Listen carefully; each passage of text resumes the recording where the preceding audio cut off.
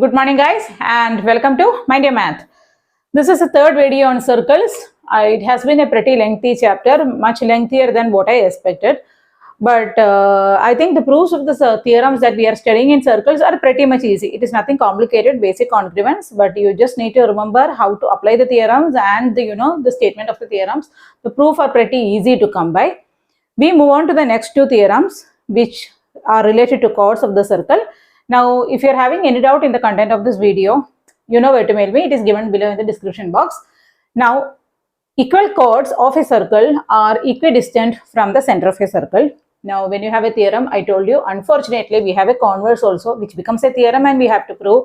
It states that the chords which are equidistant from the center of a circle are also equal. So, very fast, we will be doing the proof of this theorem. Because it is very easy, basic congruence. Try it out on your own, and instead of copying it or memorizing it from the video or any other place, please do it on your own. You will find that it is exceptionally easy. So let us move on to the theorem of the first one. Equal chords are equidistant from the center. So you have a circle. See, I am not going to write down the statements this time. It is your job to do it. So you have a center of a circle over here. You have a chord over here AB, and here you have a chord CD. I told you, try to draw the chord without any intersection point because your diagram will look neater. Now, when we are talking equidistant, when you are talking about distance, it is always a perpendicular distance, and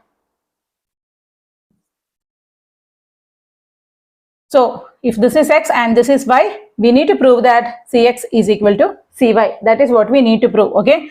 Now, I told you that it is basic congruence, so we need triangles. So the first basic thing that comes to your head is to draw the radius. Now we have got two triangles having these two sides. Let us see whether we can prove the congruence. You know that CA is equal to, I have again put the C, so I'll put it as E. CA is equal to CE, radii of the circle.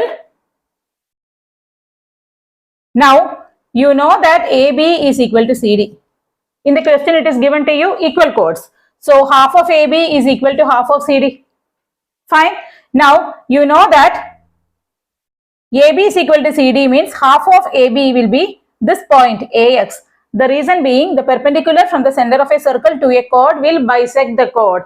So, I know that AX is equal to half AB and EY is equal to half of ED. The reason is perpendicular from the center of a circle to a chord bisects the chord.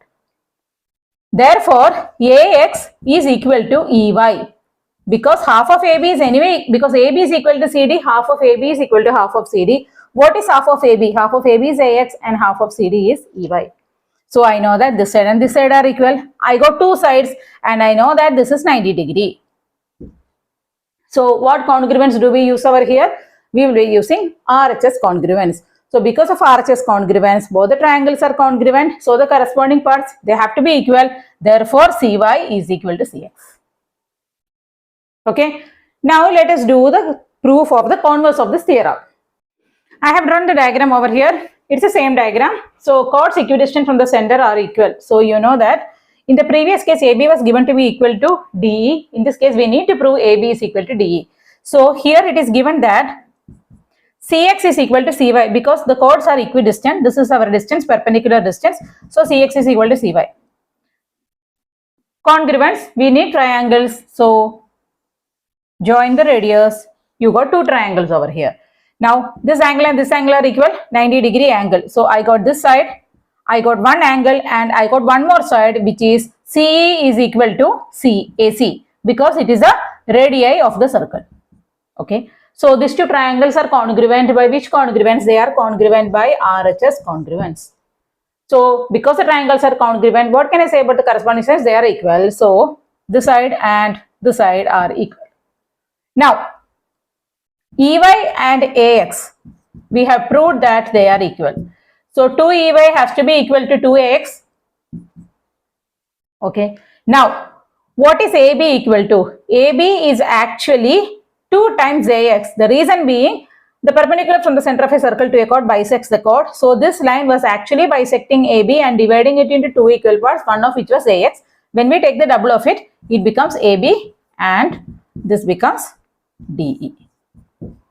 So, We have proved in both the cases it was RHS congruence. One difference was that in both these theorems, we ended up using the theorem in circles that we learned in the previous video, or we learned in this particular lesson, that is perpendicular from the center of a circle to a chord bisects the chord. That theorem was also used in order to prove these two particular theorems.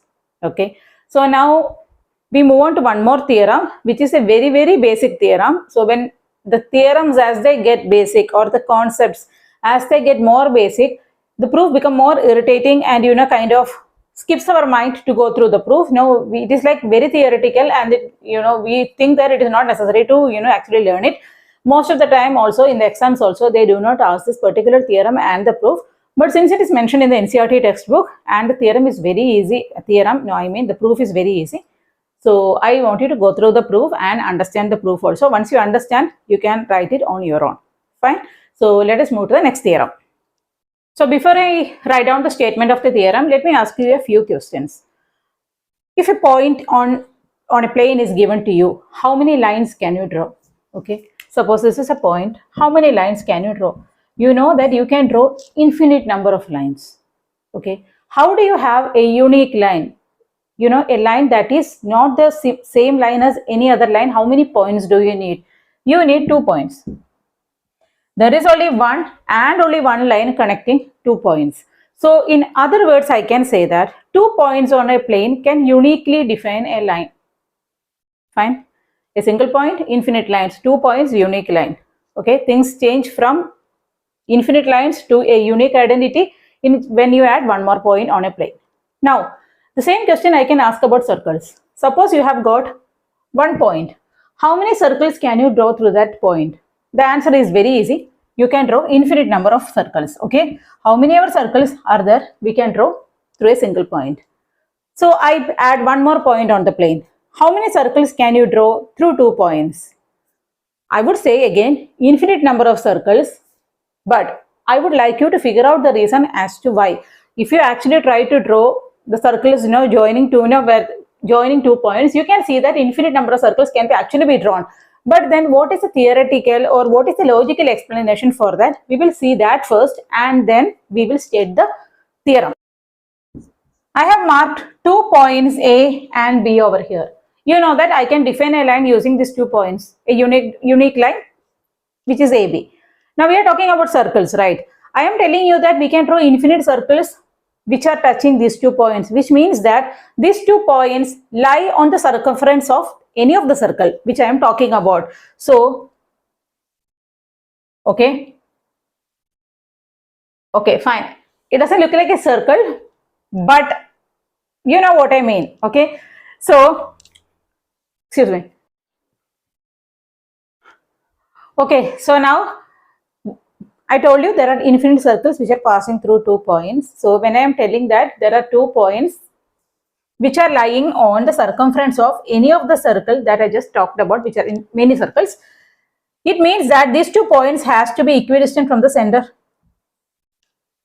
Okay, whichever circle I am telling you are passing through these 2 points have to be equidistant from the circle or the center of the circle. Okay, now if A and B are joined by a line, and if I am drawing the perpendicular bisector of AB, you can see that these 2 points A and B are equidistant from any of the points on this circle, any of the points on this line, right? So along this line, if we take any point, that point is equidistant from both A as well as B, and a line has got how many points? A line has got infinite number of points, and any of this infinite number of points being equidistant from A and B can become the center of the circle. So in short, taking any of these points as a center of a circle and with the apt radius, I can include both these points A and B in my circle. They will be points on the circumference of the circle. That is the basic reason for telling that through 2 points in a plane, I can draw many circles. I hope it is clear to you. So let me make the statement of the theorem that we are going to learn. There is only one circle passing through 3 non-collinear points, or basically I can say that 3 non-collinear points are required to define a circle uniquely. just like the way you need 2 points to, define a unique line, we need 3 non-collinear points. Why are we talking about non-collinear points? So what are collinear points? Points that we can join using a line. So if 3 points are like this, but if I have got 3 points like this, I cannot join them using a single line. I have to draw 2 lines. So I need 3 non-collinear points minimum in order to uniquely define a circle. So let us see what happens when we have 3 collinear points. Suppose these are my points A, B and C. Okay, why can't we uniquely define a circle? The reason being, the 3 points cannot be equidistant from a single point. It is not possible to have a circle which is passing through all the 3 points, because either one point will be inside of a circle or on the outside of a circle. Suppose we are defining a point like this, so C will be outside of the circle. So we need 3 non-collinear points in order to define a circle. So if you have 3 points like this, you are joining these 2 lines. So, and if you are drawing the perpendicular bisector, you know that if this was a chord of a circle, if A and B has to be on the circumference, AB should become the chord of a circle, right? If this was a chord of a circle, its perpendicular bisector has to inevitably pass through the center. So let us say that this is the perpendicular bisector of AB, and along this line somewhere the center of the circle is lying. Okay. Similarly, for the chord AC also, they intersect at a common point. Taking that common point as a center and this as a radius, we can draw a circle touching all the 3 points A, B and C, and that particular circle will be unique because the perpendicular bisectors of these 2 chords can intersect only at one point, and it can be equidistant only for a particular distance which will not vary. This particular point is equidistant from A, it is equidistant from B and it is equidistant from C. So I can use it as the center of the circle and use the distance OA, OB and OC. If I take the distance OA and if I draw a circle passing through A, it will automatically pass through B and C. And that distance OA and the center is unique to these perpendicular bisectors and to these chords defined by these points. So there is only one circle, one unique circle that will pass through 3 non-collinear points. So this was a very basic theorem, and for that basic theorem, sometimes I also feel that so much of explanation is required. But I hope you have understood the theorem and why there are many circles passing through 2 points. I just told you why, because in a perpendicular bisector you have infinite points, and why 3 non-collinear points can uniquely define a circle. Okay, so basically the idea was that you have 3 non-collinear points, and if you join them using lines like this, and if you draw the perpendicular bisector, they intersect at a point. That particular point is equidistant from A, equidistant from B and equidistant from C.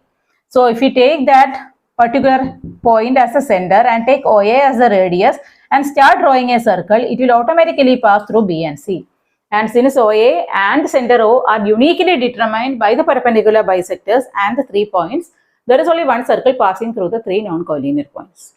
Okay, I hope the theorem and the proof is clear to you. So there is a information or a result that we are going to get from this particular theorem, and that is the result is the very important one that we are getting. It is asked maybe not in the NCERT level, though it is mentioned in your textbook, but it is definitely asked in many of the other examinations, and I have seen that also. It is, we were talking about 3 points, right? And these 3 points are lying on the circumference of the circle. If we are joining the 3 points, what is this ABC actually? It's a triangle. So what are we actually getting? In addition to a circle, we are also getting a triangle inside the circle whose vertices are touching the circumference of the circle. Such a circle which actually encloses a triangle is called as a circumcircle, and the distance from the center of the circle to the vertex of the triangle, it is called as circumradius, and this particular center is called as a circumcenter. So when we spoke about a circle uniquely passing through three non-collinear points, we actually ended up with a circumcircle, a circumcenter and circumradius. Now this is a very important concept. Now it is not explored properly in the NCERT level, but then if you're going, or if you're appearing for any of the competitive examinations, you can see that there are many questions regarding the circumcircle. And actually I think I have also uploaded a video on the circumcircle of a circumcircle and circumcenter and all, and some of the questions are also very tough. You just need to know the basic or a few basic sums at the NCERT level, and in case any of the questions come also, so that you will be able to do them. So we will discuss a few basic sums, not a very tough or complicated ones, pertaining to your chapter, and learn the basic concept regarding this. Okay. So guys, before we start with sums regarding circumcircle, circumradius, etc., let us do a few sums based on the concept or the theorem that we studied before that, which is equal chords are equidistant from the center and the chords which are equidistant from the center are equal. Now I am going to take out the sums from the NCERT textbook. It makes more sense. There are three sums in the NCERT textbook which would be better if you study them together. One is an example sum that is given just before the exercise 10.4, and two other sums are the sums which are given in the exercise itself. Now these three sums are very similar and worded very similar, except that the stuff that we need to prove are different for each and every single sum depending upon the data that is given to you.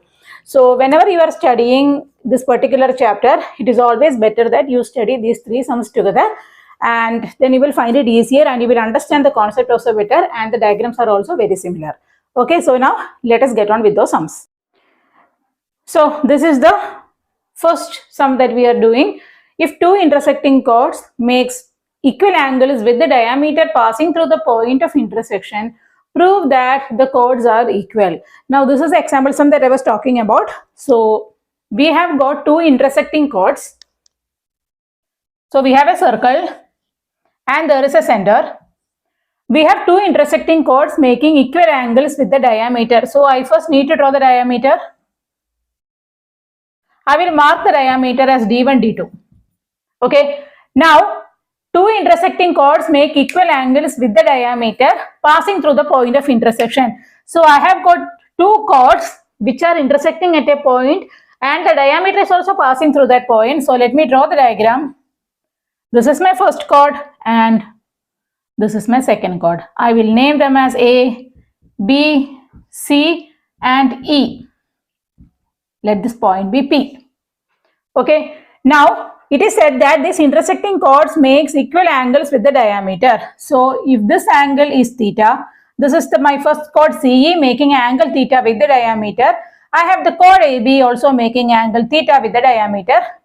You can mark it as whichever, like X or Y or anything, but basically the thing is that the angles are equal. Now I need to show that the chords are equal. I need to prove that AB is equal to CE. Okay. So now let us see how we can do it. Now the first thing I always told you is to try out congruence. Now in order to try out congruence, I need triangles. Okay. We have learnt the theorem. Equal chords are equidistant from the center, or the chords which are equidistant from the center are equal in length. Here we need to show that the chords are equal in length. So we need to check if the distance from the center to these chords are equal. So from the center, I will drop a perpendicular to both the chords. Okay, because equidistant means it is always a perpendicular distance from the center. So let me see if this triangle and this triangle are congruent. I have a common side. I have equal angles and I have 90-degree angles by construction. So which congruence can I use? I can use a congruence. So because of that, these two triangles are congruent. So this side is equal to this side by CPCT. Now this and this side forms the distance of the chords from the center. Since the distances are equal, the chords are also equal in length. Okay. If two equal chords of a circle intersect within the circle, prove that the line joining the point of intersection to the center makes equal angles with the center. Now, this is the third sum in exercise 10.4. Please look at the exercise statement that is as is given in the question. So, I have drawn the diagram over here. You can see that it is the same diagram or it's a similar diagram. So, AB and CD are the chords intersecting at the point P, and they have said that line joining the point of intersection to the center. So there is a line which is joining the point of intersection to the center, and if I am extending the line, it becomes the diameter of the circle. So this is our diagram. We need to prove that the angles made by the diameter or by that line with these chords are equal. In the previous sum, what was given to you? The angles were given to you. We needed to prove that the chords are equal. Here the chords are given to be equal. We just need to prove that the angles are equal. So I have drawn the diagram. You have a circle D1 and D2 is the diameter of the circle. AB and CE are the chords of the circle. They are given to be equal. I need to prove that this particular angle is equal to this particular angle. Okay. Now I have dropped perpendicular from the center O to each of the chords. Now it is said that the chords are equal. So equal chords are equidistant from the center. Therefore, OX is equal to OY. Okay. Now these two angles are equal. They are 90 degree because we have dropped the perpendicular. So by construction, both the angles are 90 degrees. And also you can see that OP is a common side. So I have got a side which is a hypotenuse. I have got another side which is OX and OY, and I have got a 90 degree angle. So RHS congruence. So because of RHS congruence, I can say that these two angles are equal CPCT. Okay, you can see how much similarity is there between this sum and the previous sum. The diagrams are the same. Only thing is that the data given is slightly different. Both are proven by congruence and the theorem that we have learned just now. Right? Now we move on to the second sum in exercise 10.4. Out of these three sums, I would say that this sum, which is second sum, is by far the hardest out of all the three. I am not saying it's a very hard sum. Compared to the other two sums, this is kind of a little hard because there's a little bit manipulation of the line segments that we need to do. So what I suggest is that first do the example sum, then do the third sum in the exercise 10.4, and then do the second sum. And the diagram is the same for all three of them. So let us see how we can do this particular sum. The question is, if two equal chords of a circle intersect, prove that the segments of one chord are equal to the corresponding segments of the other chord. So now let us draw the diagram and see what we exactly need to prove. We have a circle and two equal chords of the circle intersect. So we have got two chords which are given by AB and CE, which is intersecting at the point P. I have the center over here which is denoted by O. So we need to prove that the segments of one chord are equal to the corresponding segments of the other chord. What they mean is that we need to prove that PC is equal to BP and AP is equal to PE. Okay, this is a point where the chords are getting split because they are intersecting. These are the two segments and these are the other two segments. We need to prove that they are equal. Fine. So what I will do is that I will draw a diameter through the point of intersection and the center. Obviously diameter is through the center, and I will drop a perpendicular from the center to here. This is X and this is Y. We have already proved that these two triangles are congruent. This is a common side, 90 degree angle, and we also know that OX is equal to OY because AB and CE are equal chords. Equal chords are equidistant from the center. So these two triangles are congruent by RHS congruence, and because of that I can say that PX is equal to PY. Okay. You know that perpendicular from the center of a chord, center of the circle to a chord will bisect the chord. So CE is a chord that is getting bisected at the point Y. So I can say that CY is equal to EY. Similarly, AX is equal to BX. Okay. Since AB and CE are already equal, half AB is equal to half CE.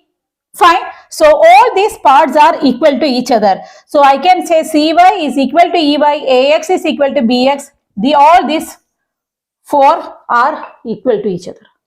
Okay. Listen here. You know that CY is equal to EY is equal to BX is equal to AX. Okay. Sorry. What is BX equal to? BX is actually BP plus PX. CY is actually CP plus PY. Okay. But by the congruence of triangles, we know that these two are equal. PX and PY, which is This side and this side are equal.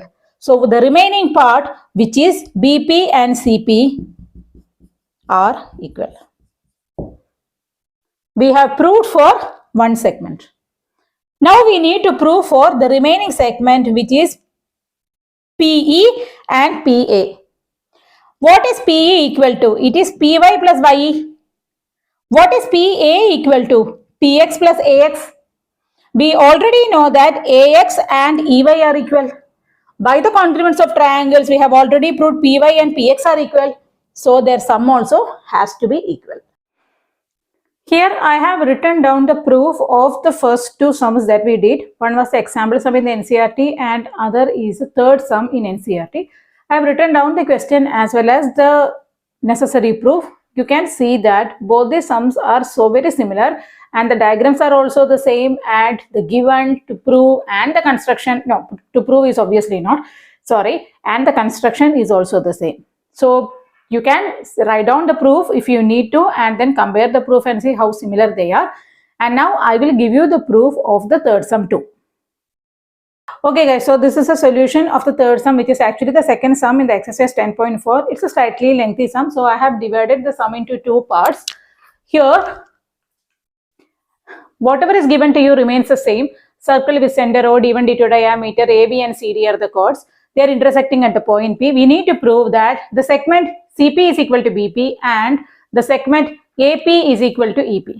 Okay, construction remains the same. You are dropping a perpendicular OX to AB and OY perpendicular to CE. I have divided the sum into two parts. The first part is to prove that PX is equal to PY. For that, I need to take the congruence of these two triangles, which we have already done in the last sum. So I have proved they are congruent by RHS congruence. Therefore, PX is equal to PY. After that, I have written AX is equal to BX, which is AB is divided into two parts by the perpendicular from the center of a circle. You know the theorem already. Therefore, AX is equal to BS. Similarly, CY is equal to EY because CE is a chord, which is again bisected by the perpendicular from the center. AB is equal to CD is already given to you. So each of these parts are equal. Okay. Now, BX is actually, BX means this part is actually BP plus PX. Okay. And CY is CP plus PY, which is CY is CP plus PY. We already proved PX is equal to PY. So the remaining part has to be equal. BP is equal to CP. Now, to prove the equality of the other two segments, which is AP and EP. AP is AX plus PX and EP is EY plus PY. PX and PY are already equal. AX and EY are equal because they are perpendicular from the center of a circle to a chord, had bisected the chord. Therefore, their sum is also equal. I hope this sum is clear to you. It's a slightly lengthier sum, but it is again almost similar to the previous two sums that we have done. Of any two chords in a circle, the chord which is larger is nearer to the center. So we learned that equal chords are equidistant from the center, but in this case they are telling us about two chords which are unequal, and we have to prove that the chord which is larger, in this case I have taken AB as a larger chord, so AB is greater than CD. We need to prove that nearer means we are talking about the distance. So this is 90 degree and this is 90 degree, OX and OY. I need to show that OX is lesser than OY, which means that it is nearer to the center. Okay. Now construction, it has to happen. So the first thing that I will do is to make the radius. Okay. Now let us start with the proof. So in this case, congruence is out of question because already the chords are unequal. So there is no question of the triangles being congruent. Now whenever you have a right angle triangle, what is the first concept that you will apply? Pythagoras theorem. So hypotenuse square. So let the radius be r.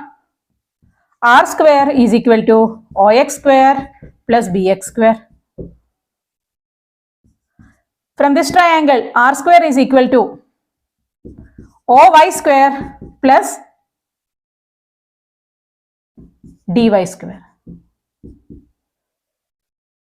Now, AB is greater than CD. So what can you say about half of AB?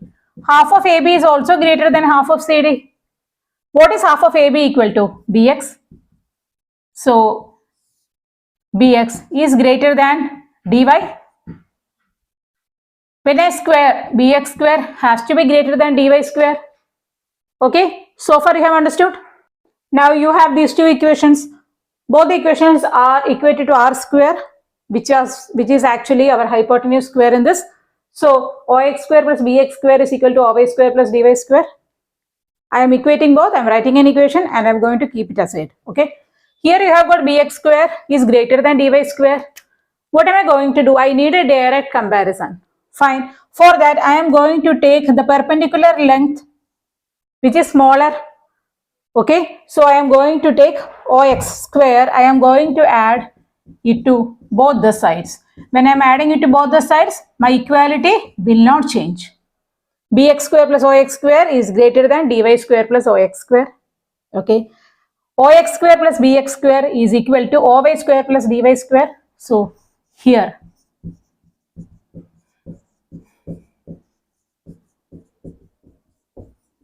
since dy square is common, what can I say? I can say that oy square is greater than ox square or oy is greater than ox. So, or ox is lesser than oy. So, ox is the distance of the chord, which is the larger chord, that is lesser than the other one. Understood how to do? Now, there is a converse of it. I am leaving it to you people to prove it because it is very similar. Again, use the Pythagoras theorem. Just manipulate the terms. And I want you to try it out actually. The reason being, if you don't try it out, you are not going to understand how to do the sum. Of course, if you check it online, you will get the solution. But then that's not the point, right? So, we are done with today's video also. I was actually hoping to do a little more from this chapter.